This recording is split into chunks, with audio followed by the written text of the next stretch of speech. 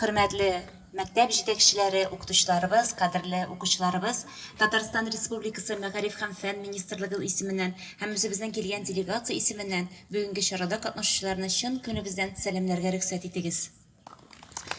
Әйтергә кирәк, бу конкурс безнең 3нче тапкыр үткәрелә.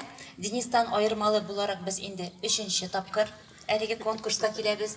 Без әлеге конкурска яратып, теләп киләбез. Чөнки бу безнең әлеге конкурс түгел, ә ул безнең туган тел бәйрәменә әйләнеп китә. Монда безнең әйтергә кирәк, елдан-ел саен укучыларыбызның саны да, регионнардагы катнашкан укучыларыбыз, регионнар укытучыларыбызның саны, географиясы һәр елны киңәйгәннән-киңәя бара.